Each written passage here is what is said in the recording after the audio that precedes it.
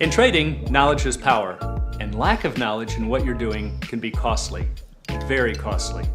So you need a solid foundation of quality market education. Whether you're new to trading or a seasoned veteran looking to add advanced strategies to your arsenal, there's always something to learn and something to improve on. And now you can access the same knowledge that professional traders receive with Market Rebellion's Trading Education. I'm Bill Johnson, Head of Options Education here at Market Rebellion, and we've assembled a comprehensive curriculum based on decades of real trading experience, covering everything you need to know about trading options from beginner to advanced. We go way beyond the nuts and bolts of options theory to teach you how to apply specific trading strategies and the techniques needed to adapt your trades when markets shift. Regardless of your goals, you'll gain access to the education you need with easy-to-consume lessons so you can learn to trade with confidence, enhance your knowledge, and master the practical skills required for market success. So please join us for in-depth trading education only from Market Rebellion.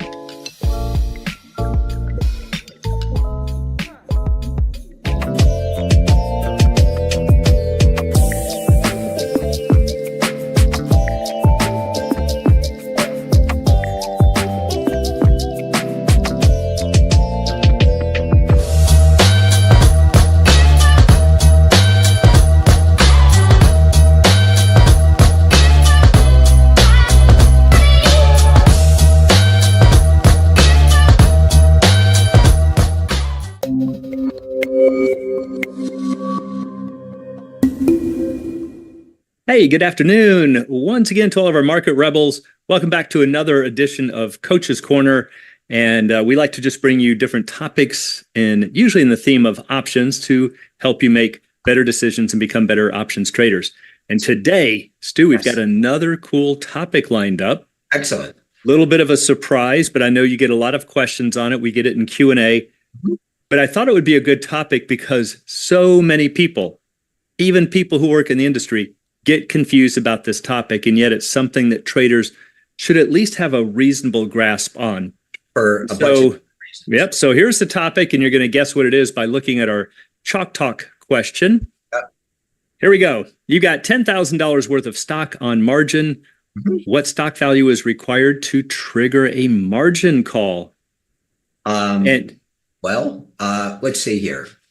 First thing that comes to mind here, Bill, is, and listen carefully, everyone, because there's going to be a bunch of you out here who say this does not pertain to me. Yep. Because I don't trade on margin. That's exactly why I put it in here. Be careful about that, because while you may not trade on margin today, you may find yourself in a situation via a number of different avenues, which you are in a margin situation, not by choice. Right. And how is that possible? Because know about this topic. Yeah, you got to have a margin account to trade options, and you might get assigned. You might. And the only way you can handle the assignment is to be on margin. And now you're going, what's all this margin stuff?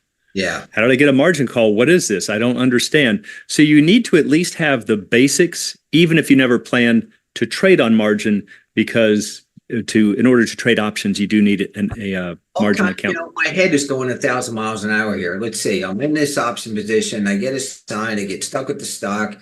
I kind of want to keep the stock. I can't keep the stock because I don't have enough money in the account. Now I have to dump the stock. The stock starts running away. I kick myself in the you-know-what because I can't keep the stock. Or I hit a margin call because the stock went down, and now the brokerage firm is going to start dumping other stuff that I don't want. It's like it just goes on forever. It can absolutely perpetuate. Yep. So again, now there's going to be a little bit of math in here. Don't worry about that, because your broker's platform will make very sure you're aware. They will typically give you a phone call as well. But as soon as you log on to your account, you're probably going to get a big splash banner that's going to say you have a margin call or whatever. They're going to make real sure you know it. And here's the amount of it. So you're not going to have to calculate any of these things. We're doing it just to show you that there's a method to the madness where these numbers come from. Brokers aren't just making up numbers and saying, here's how much you owe us. So the topic for today, if you haven't already guessed, some basics of margin trading. This can get really super complex. but we're going to just try to, again, give you the essence and where the numbers are coming from to help you understand better the idea of margin trading. So first off, understand there are different types of accounts. If you open a brokerage account, you have, whether you know it or not, a cash account where all assets must be fully paid. Now you can open up what's called a cash account, and that's all it is. Everything has to be fully paid. But you can also open a margin account where you can borrow 50%, subject to a $2,000 minimum. That means you can't buy $1,000 worth or have only $1,000 equity and try to buy on margin. Got to have at least $2,000 minimum equity. The primary reason for a margin account is for leverage, and you'll see how that works in a moment. But it's also important to understand, even if you have a margin account, inside of the margin account, there sits a cash account. Bill, I have a question. Sure. The $2,000 minimum, right?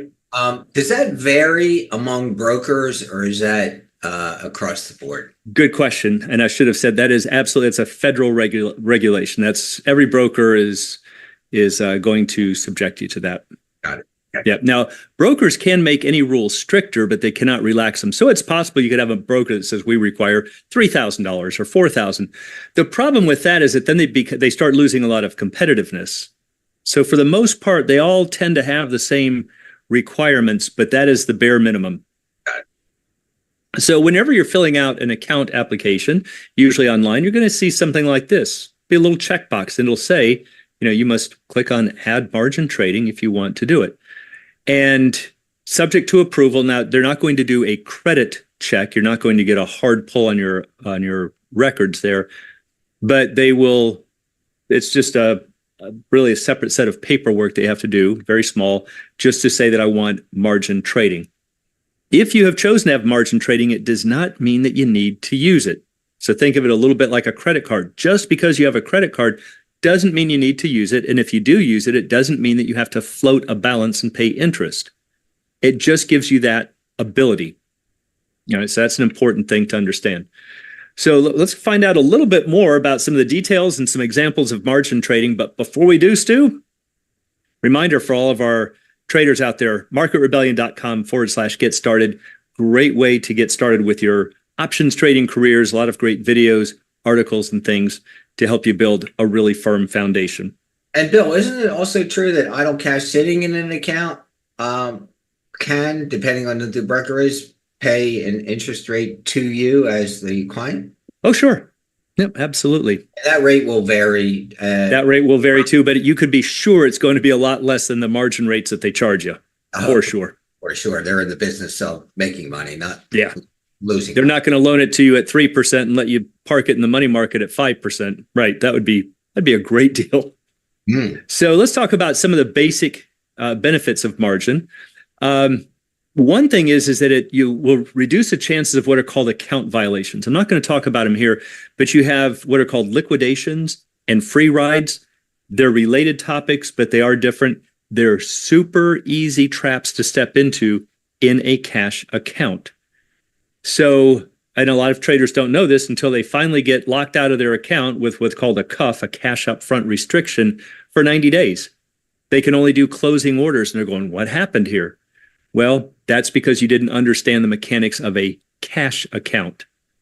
And so if you have a margin account, you really don't have to worry about those anymore.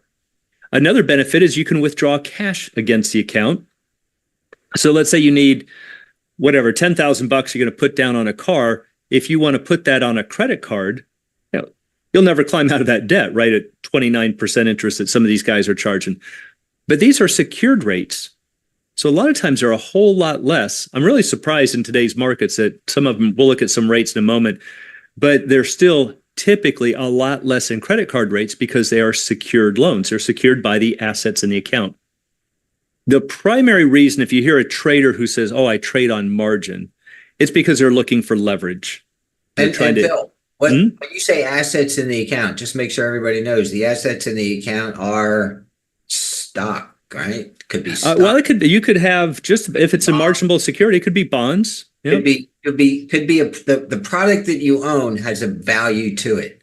Correct. And that value is used as collateral. right? Assuming it's marginable, correct? Assuming it, yeah, and that's right. Not everything is marginable, but assuming it is marginable, that's what Bill's talking about. Troy. Absolutely. So the margin account, the way that it came about, little history here, it was in 1934, the SEC, Securities and Exchange Commission, provided for the extension of credit by brokerage firms under what was called Regulation T, or Reg T for short. So again, another very clever government name there, Reg T. So if you see this on your account, it might say Fed call or a Reg T call. And that's where it gets its name from. But notice that this was in 34, so it's shortly after the crash. And the main reason that the SEC did this was to provide a more liquid market. So the feeling was that if the markets start to crash again, you might be sitting here going, man, I'd love to buy. This is such a super buying opportunity. I don't want to sell anything to buy because everything's crashing. And I can't get a check to my broker in time, especially back in 1934, or wait for it to clear. What do I do? Well, there's nothing you can do. But if you had a margin account and you could trade on margin, you could buy right now. And so that would hopefully provide a little bit of buying pressure in some more times of market turmoil. So that was kind of the history and the reason for creating it. So again, not all stocks are marginable. And just because it is marginable today doesn't mean that it can't lose that status, and vice versa. May not be marginable today and in the future become. So OTC, over-the-counter stocks, or penny stocks, pink sheets go by different names, and IPOs, initial public offerings, are not going to be marginable, at least right off the bat. Typically. Right? IPOs, right. The IPOs you'll go through sometime. They typically will be afterwards, Right. but not right on the IPO. The margin trading, the basic, and I said margin can get complicated, so these are just the basics. You will generally deposit 50% of the trade. Whatever you see, buy $10,000 worth of stock, you get to deposit $5K. Now, again, this is subject to a $2,000 account minimum. So if you've only got $1,000 in the account, you're not going to be able to trade on margin by borrowing money. And again, it's an automatic process from signing the margin agreement. It's no different than swiping a credit card. You don't need to call somebody and say, hey, I'm going to trade on margin, or is it okay? You just enter the order and the broker will figure it out if it is required to be on margin or not. And everybody can kind of see that somewhere up in the corner in their account somewhere, it'll say, oh, yeah, buying power, which is typically going to be. Yep. And we'll talk about that. Yep. Margin cash available, option buying power, all that stuff. So it's an automatic process. Now, the broker is going to assume that you want to use all cash first before going on to margin. All right. So don't think, well, I want to keep the cash in case this happens. Mathematically, it all works out to your advantage if you use your cash first and then go on margin. So the system will figure out if you need to be on margin. So let's look at a couple of examples. Let's say that you buy 100 shares of ABC stock for $100 a share. And in the business, we would call that the market value long. So if you work in a, let's say, a margins department for a brokerage firm, they will call it the MVL. And so your market value long is 10,000. Your Fed call is going to be how much, Stu? 10,000. Well, your Fed call is 50%. Oh, 50. Yeah, that's right. I'm always thinking cash. So but the margin is 50, so it'd be half of 10 or 5,000. $5,000, right? And what you're going to do is that means you've got to cough up $5,000. Now, if you've already got it sitting in the account, there's nothing you need to do. It'll just automatically sweep out and fill. Right. But they're still going. It's not like you got to deposit $5,000. Right. No, it just means you need to have it in the account. Right. You've already done that. You've deposited money into the account. Now you have an account that has money in it, and now they're going to draw on it as you correct on settlement create the requirements. Yes. Yep. So then what will happen is you will automatically borrow the balance of $5,000, and yes, you will pay margin interest.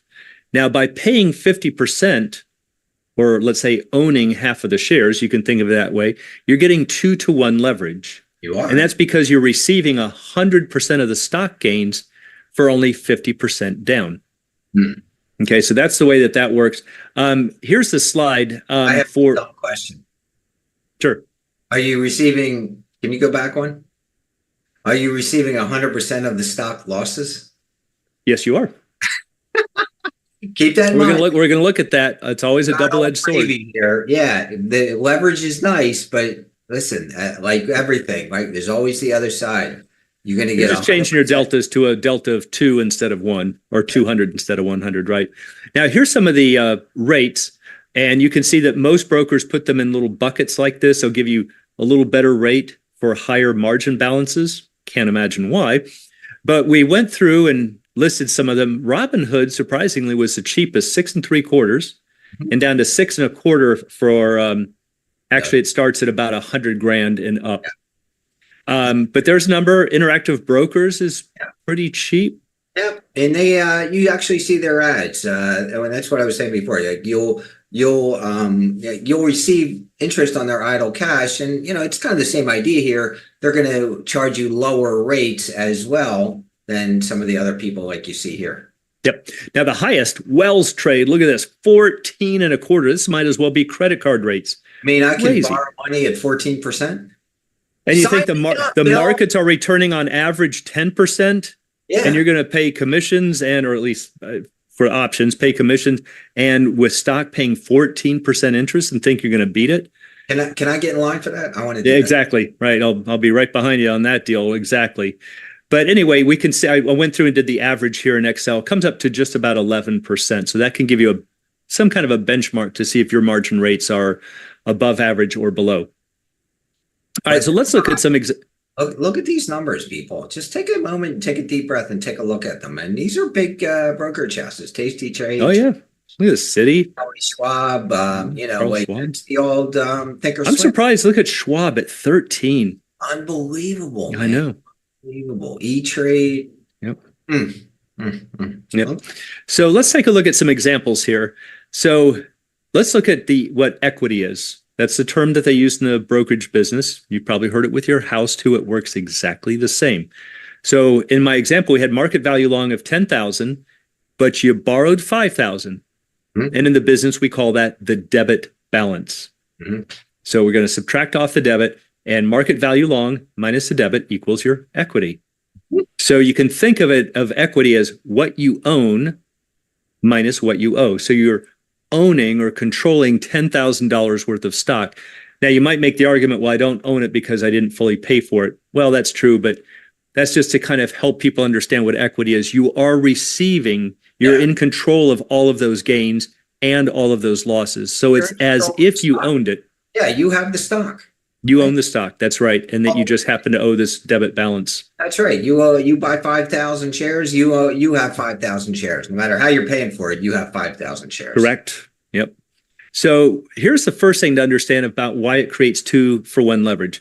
So if we have our market value long at 10K, let's say that it rises to 11,000, right? And you'll look in your brokerage account, it'll say total value is 11,000.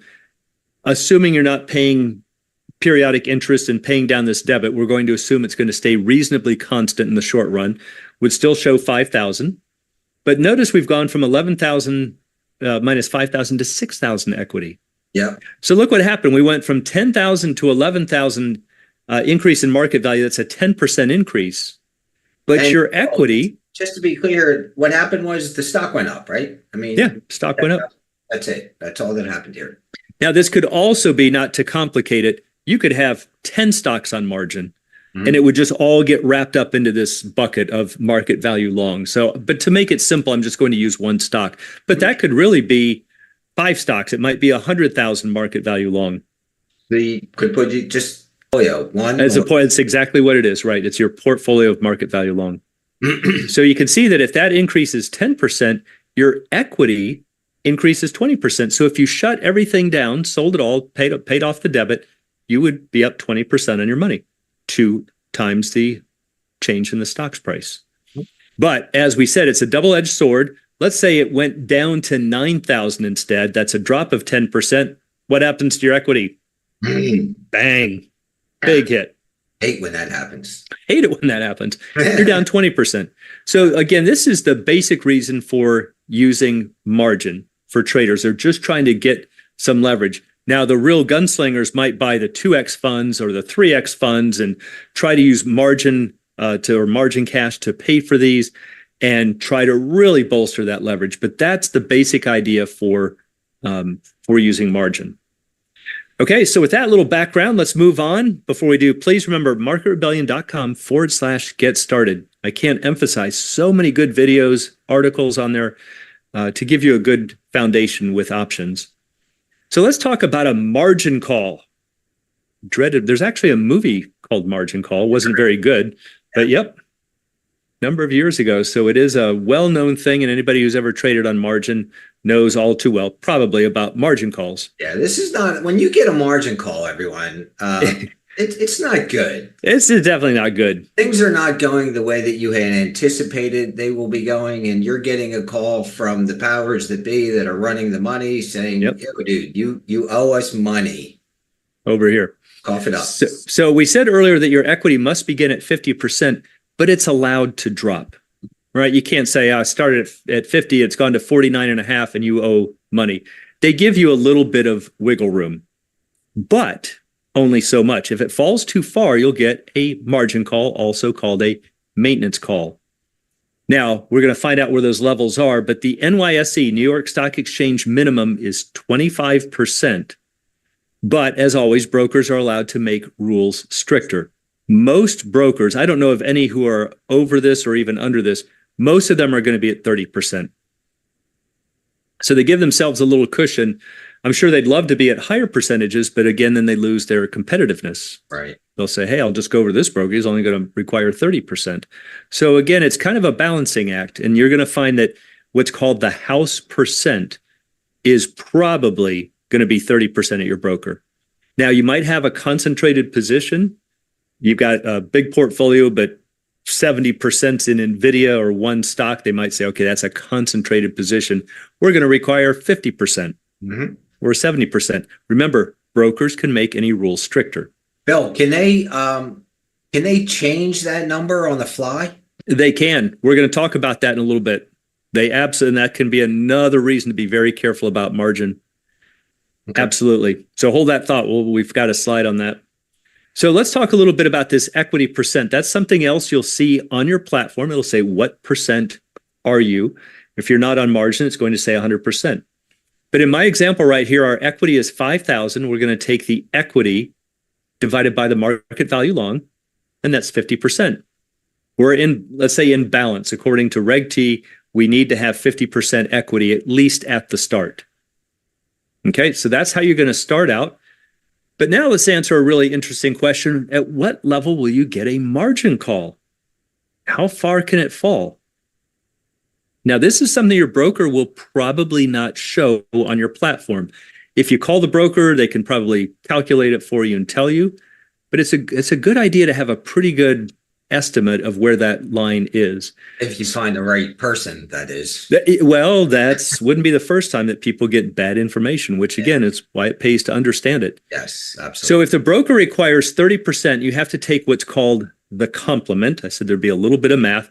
The complement in math is if it's a number that we would add to, let's say, to 30% to bring it up to 100%. Yeah, so 70. So if we take, I'm going to use 30% as 0.3. If we take 1 minus 0.3, gives us 0.7 or 70%.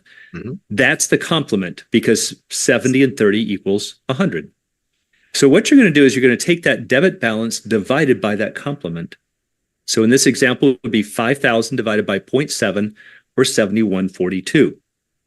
So let's see if that works out, Stu, if we did our math right. Here was our initial level. Let's say the market value drops to 7142, debits at 5,000. Equity has dropped to 2142. And what do you suppose 2142 divided by 7142 is? 30%. It's going to be 30%. Yep. See, now you're starting to understand the method to the madness. That's why the broker is going to come. That's where these numbers are coming from. Now, again, your broker is going to show them, but you're going to be scratching your head going, where did they come up with 7142, or where did they come up with this maintenance call number? It's all about this 50% requirement, or the house requirement. So let's look at a margin call. Let's say instead of dropping right to 7142, you can think of this as our line in the sand. If we drop 1 penny below this, we are technically in a margin call. So let's say we get up one day and it's dropped, gaps down to 6,500. What's going to happen? Well, again, we're at 23% equity. We have to be what? 30%. We So, know we Bill, time out just for 1 second. So can you go back one slide? Okay, so what Bill's saying here, I'm pretty sure what Bill's saying here is that if your MVL dropped to 71.42, you're still okay, right? you're right on the edge of okay. They're not going to bother you. They're just going to Not going to bother you. business as usual. But if you start to drop, 1 penny. just think of your stock value, just think of your stock going down, right? The value of it is going down and it hits a level and you're still okay. You have a little bit of a cushion. But if it goes below that level, 30%. where Bill's going now to 6,500. Go ahead. Yeah, so now we're going to assume that we are definitely in a margin call. So here we're not, but we're right on the edge. Right on And the this edge. is a good kind of ballpark to know where that line is. Yeah. And all Bill did was he took the 5,000 divided by the 0.7, Mhm. right, to get the 71.42. And if your broker had a 40% house requirement, you divide it by 0.6. That would be the complement of 0.4. Right. And that would be, that's right. Yep. So let's come back here. We wake up, we see our account is at 6,500. We subtract off the 5,000 debit. Our equity is 1,500. Your platform shows that you're at 23% equity. You know your broker has a 30% house requirement. We know we've got a margin call. All right, so here it is again, 23%. How do we figure this out? Now, again, your broker's going to do it, but I'm just trying to show you the logic of it. Work it backwards. What are you required to have? You're required to have 30% of 6,500 or 1950. All right, so if I had 1950 divided by 6,500, it would give me 30%. But how much do we have? 1,500. So how short are we? $450. That would be the margin call. And so your broker would call you up and say, hey, Stu, send us $450 ASAP. Yep. I've got a slide for that, but we might as well talk about it. It's technically due immediately by close of business. Mm-hmm. In this case, it's probably not a huge margin call. They will probably try to work with you and say, maybe the stock gapped way down. Let's just see if you can appreciate out of it by tomorrow. If it's a massive margin call, and we'll talk about that, they're probably just going to start shutting it down. But something like this, they might just kind of not worry about it. When Bill says appreciate out of it, what he's referring to is the stock going back up. Stock going back up, and now you're out of maintenance. Right. Now you're out of maintenance. Yep. So let's look at some of the ways that you could meet a margin call. If you meet it with cash, right? Here's our setup right here. So the broker says you got to cough up $450. You drop off $450, wired in, whatever. What happens now? Well, your market value doesn't change. You didn't buy more shares. What you did is you paid down the debit. Mm-hmm. So your debit goes from 5,000 to 4,550. That's just 5K minus 450. And there's your equity at 1950. And we are right back to 30%. Now, important point here. Can we be in maintenance again tomorrow, Stu? Absolutely. Yes. So the moral of that story is that if you get this dreaded maintenance call and you can afford to cough up more money, it's probably a good idea to give yourself a little extra cushion than putting yourself right on that line. Yeah, well, I'm kind of making light of it a little bit, and I really shouldn't. This is not funny. But what's happening is the market value, the stock went down. Let's face it, the stock went down. Went from 10,000 to 7,000 to 6,500, and now I have a maintenance call. So I meet the maintenance call. What's to say that tomorrow it's not going to be 5,000 or later that day, even, and then you get a second call. Yep. So, this is one of the issues with, the whole picture of margin and trading on margin. And, it's just... Which is why part of the underlying theme here is another big benefit of options, especially stock replacement. We can make a portfolio behave almost like stock and have none of these problems and no margin interest. You're not going to have to even deal with any of this stuff. Yep. You just won't. So what else could we do? We could also sell shares. That's another way we can meet a margin call. Maybe we don't have the cash or don't want to put more cash in, but we want to sell some shares. And it does not have to be the shares necessarily of the stock that maybe is causing the margin, but we have to cough up cash via selling shares as opposed to cash. Now, a lot of people would... Who gets to pick what shares get sold?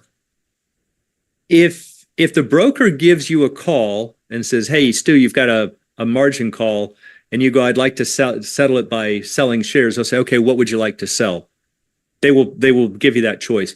If they say, "Oh my gosh, Stu's account just imploded, start selling stuff now," they're going to make the decision for you. Or maybe you can't get a hold of you. Maybe you can't get a hold of you. Exactly. Right. They're not going to wait around. That's my point. They're not going to wait around for you to kind of show up. Right. If they need to raise cash, they're going to raise cash. And there's all kinds of implications to that as well. Right. They may sell shares in something you don't want to sell shares in. They may create tax implications. They may. That discussion can go in 27 different directions. Yep. So yet another issue that you need to deal with. Absolutely. Now, let's see how you would meet this with shares. A lot of people think I would have to sell $450 of shares. Not true. So let's go back to our basic setup. Equity is at 23%. How are we going to figure this out? 30% is the house requirement. 6,500 times 30%, like we figured out before, we need $1,950. 450 is the margin call.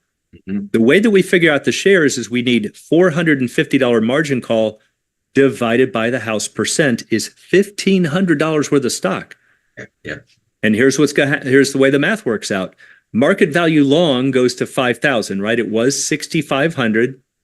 We knock off 1,500. Market value long is 5,000. But notice that our debit has been reduced too, because we generated cash. Because you sold stock and you have cash. Generated $1,500 to knock down this debit. So now our margin account looks like 5,000 minus 35 equals 15. And we can see that we're right back up to 30% equity.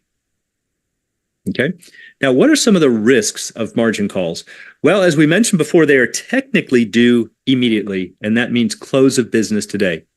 Again, if it's a few bucks, $100, I mean, it's all relative, but if it's you got a fairly big account, it's a couple $100, they might not even really say anything. They'll certainly watch, but they might just say, let's see how it plays out by Friday, but keep in touch with us, that kind of stuff.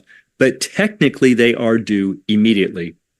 You can meet them with cash, sales of stock, or securities deposits. So maybe you've got a safe deposit box with shares of stock. You could deposit shares to the broker. All right. And that would also be a way to meet a maintenance call. At the current market value. Exactly.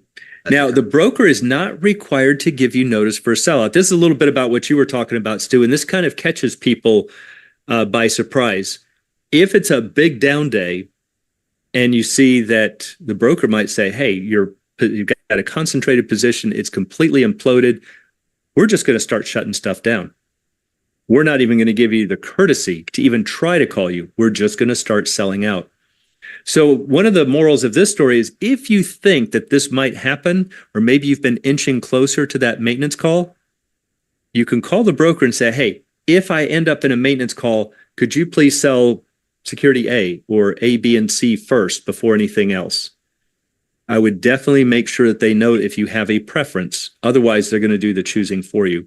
Let me note also, I've had clients call me with this story, the same story that Bill is describing.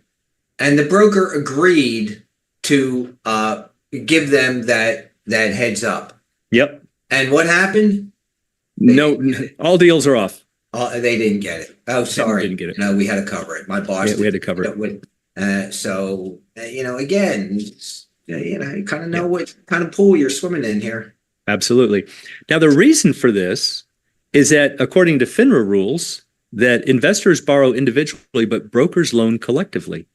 And so what they want is to protect the brokerage firm, not the traders. And here's where it can be another big trap. They can choose the assets other than the one creating the margin call.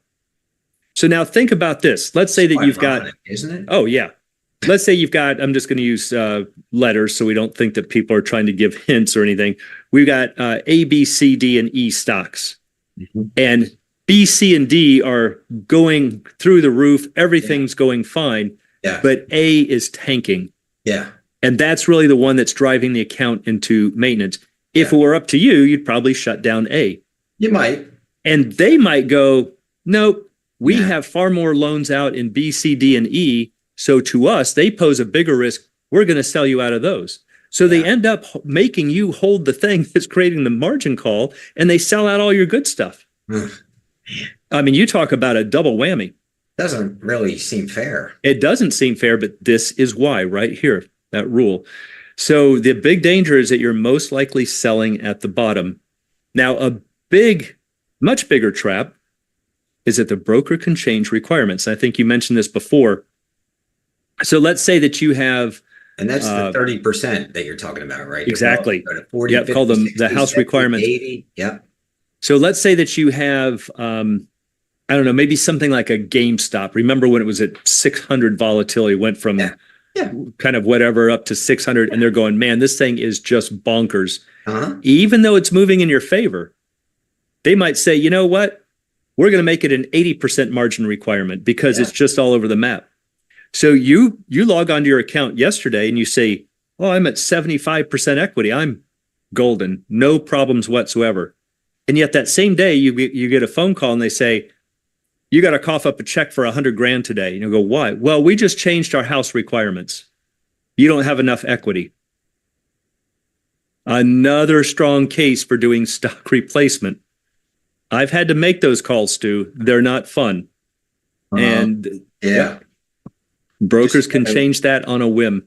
Just doing a little calculation here. So 7142 is that first example. If I use that 5,000 complement, so if I went to 80, it would be 0.2.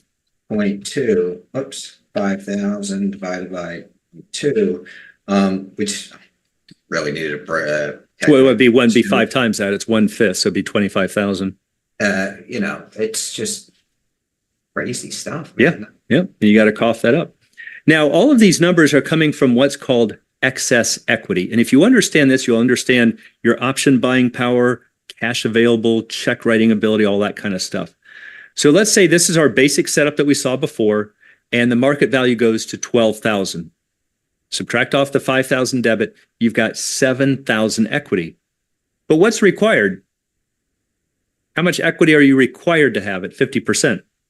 35. 6,000, right? Half of 12,000. I keep doing that. Yeah. 60. You're required to have 50%. Yeah. So, but you've got 7,000. Mm-hmm. You're required to have 6,000, but you've got 7,000. So your broker is going to show you on the platform $1,000 margin cash available. What can I do with that, Bill? Yep. You can use this to request a check. You could buy options with it. See, this is where people get confused. They'll say, well, options are not marginable. How can I be on margin for when I'm buying options? This is how. It's because you're looking at your option buying power, and it's coming from the borrowing ability from your stocks. So that's another little trap that people get into. This is called margin cash available. So sometimes your broker will show check writing ability, and then they'll show you check writing plus margin cash. And here's a trap. They're trying to separate that out. You have margin cash available. You call them up. Hey, Bill, send me a check. Bang, your check comes. And now you're on margin. Now something goes wrong, and now all of a sudden you got to call. So that's a good point. If you call up your broker and say, how much can I write a check for on this account? You might be thinking, how much cash do I have in the account? And your broker might say, oh, it's $15,000. You go, oh, great, send it to me. And now you're on margin for $12,000 because you only had $3,000 in cash. So be very careful. You're saying, is it actual cash or hard cash or margin cash? So if you see those terms, that's why they separate those out. So let's say that you withdraw $1,000 cash. What happens? All right, we said that the market value is 12,000, but your debit goes from 5,000 to 6,000. Equity is now 6,000, and look at that, we're right back to 50% equity. All right, so the thing I'm just trying to you got to keep pace with the market value. Yes, you do, and that's why it becomes tricky. All this fluctuates; it's different every day. Yeah, and if that market value starts going the other way, now you got a problem. Yep. So let's take a look at the initial setup. Let's say you buy $10,000 worth of stock, but you have no debit. You're fully paid for. Equity is $10,000. Your broker is going to show you $5,000 margin cash available because you're only required to have 5K. Mhm. All right. So if you withdraw margin cash, what happens? Now we're right back to where we were before at 50%. Your broker might show something called buying power. And buying power is the dollar amount of marginable stocks you could buy. It is not the amount for checks. And generally, it will be 2 times the cash available. So let's say you open an account, you deposit $10,000, you have no debit, you're fully paid. Your account's going to show $10,000 in buying power, marginable stocks, or $5,000 in margin cash available. It might also show $5,000 for option buying power. That's all it is. It's just your margin cash. So let's say that you buy $10,000 worth of stock. What happens? You now own $20,000 worth of stock, but you owe $10,000. Equity is 10, and look at that, you're right back at 50% equity. I feel like there's like some marketing scamish stuff going on here. It's like, oh my God, I got all this buying power. Let me use it. Bang. Oh, it's borrowing money. And all of a sudden you're getting an interest bill at 10, 12, 14%. This is why you have, this is part of what you signed the agreement for. So again, we just wanted to really step you through. Don't worry too much about the math or the mechanics. We just want to show you that there is a method to the madness. There are very real reasons why these brokers come up with these numbers and say, here's what you owe. It all comes down to this Reg T amount where you have to start out at 50% and down to the house percent. And there's also another business trying to keep it in balance behind the scenes. It's called stock loan, which is directly related to this. Oh, sure. I'm not going to go into it here, but it's the banking side of the industry. This is the banking side of the industry, and it's not favored towards the individual. Let's just kind of leave it at that. Yep. So anyway, we hope that gives you some things to think about and a little more appreciation for some of the numbers you see in your account. They'll hopefully make more sense. But probably the bigger message here, when Stu and I talk about things like stock replacement, especially for longer term trades, and you're going, okay, yeah, but it's just a deep in the money option. Yes, but there's so many benefits. You're getting probably 4-to-1 or 5-to-1 leverage. Here at best, you're going to get 2-to-1. Even if you can go 4-to-1, it's just intraday. You can go 4-to-1 for years, and you'll never have a margin call. You'll never pay margin interest. And here's another thing, Bill. While you're saying, my head's like spinning here.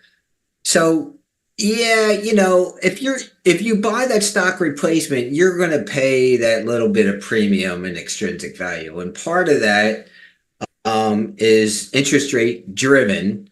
Correct. However, that interest rate that you're paying is going to be far less. Oh yeah. Than the margin interest that you even if you're on the who was it, Robinhood, even if you're at, it's not going to be 6% in the markets. No. Yeah. Yep. So we can also create things that are called synthetic dividends, where even if the stock doesn't pay a dividend, you're generating interest on the cash not spent for buying the stock. Mm-hmm. So once you understand all the moving parts, you can really develop some very interesting strategies. But we just wanted to kind of run this by because, for all of our viewers out there, because we find so many people have questions about margin and what do these numbers mean and where are they coming from? And what's really cool, Bill? I'm just going to kind of reiterate what you just said. All of this that we went through, if I chose to, I don't have to deal with any of this. No. Simply Zero. By owning a 85 or 90 Delta or 95 Delta call. Right. And all of this is erased. It's gone. paid for. It's gone. It's done. You're not going to get the call. You're not going to get a maintenance. Probably got 3-to-1, 4-to-1 leverage, no margin interest. You're like no margin calls. You can roll it. There's a lot of benefits from doing it. You can't roll stock. I mean, eventually you're going to wind up with zero, right? I mean, it goes up, you sell some. It goes up, you sell some. It goes up, you sell some. Pretty soon you're done. You're out of deltas, out of shares. Yep. And you miss the next 200 points. Yeah. Now I did mention that margin can be very tricky. I'll just leave this as a little cliffhanger for people. There's another thing called SMA, a special memorandum account. You will not see that on your platform, and chances are, if you call the broker, they're going to say, what are you talking about? It's a behind the scenes in what's called the cage. That's where they handle all the money in the brokerage firms. But that's where they track excess equity. And that's a whole nother fascinating side to margin. Maybe we'll even do that as a coach's corner sometime. But let me at least leave you with something to think about. If you are going to transfer your account from your current broker to somebody else, especially if you've had it there for years, tell them you want to transfer the SMA2. It is a request. They will not do it automatically. And that can really be a massive benefit if you've had, it's called a high watermark. If you've had a lot of appreciation in the account, even if you're not trading on margin, it can make future purchases much cheaper. And Bill, make sure you transfer the SMA. If you do not ask for that, what they're going to just, it's gone. It's gone. Gone. Yeah. Yeah, but I had a trader when I was on an active broker options team, and he had $1.2 million in SMA. He had had the account for years. Uh-huh. So this is all the excess equity where he never took checks, but it's tracked in the account. Yeah. He journaled it out to another broker, Austin. gone. Because he's going, how come you're making me deposit all of this money and my previous broker didn't? They're going, I don't know. He called us back and said, oh, well, it's because he had a whole ton of SMA in the account. Yeah. You never. So that's, again, many moving parts, and those are the things we like to show you here at Market Rebellion. So for anybody who is serious about options trading and investing, please check us out, marketrebellion.com/get started. Give us a call. You can get coaching lessons with Stu or Scotty, and we'd love to have you in Q&A. Yeah, keep your So life with that, Stu, any closing comments? Yeah, keep your life simple. Look, I'm at the stage in my career where I'm looking to make my life less complicated. And, going on margin makes it more complicated. So I'm not going to go on margin. I'm going to use an option that replicates stock movement if I want to own stock, and I don't have to worry about any of this. Yep. And that's it. So final question, you should have picked it up earlier, but what would trigger a margin call? Take your debit, 5,000 divided by the complement, 0.7 would be 7142. That should be a number you always have in the back of your mind. So we hope that helps. We'll look for you next Thursday, 4 p.m. on Coach's Corner. We'll see you then.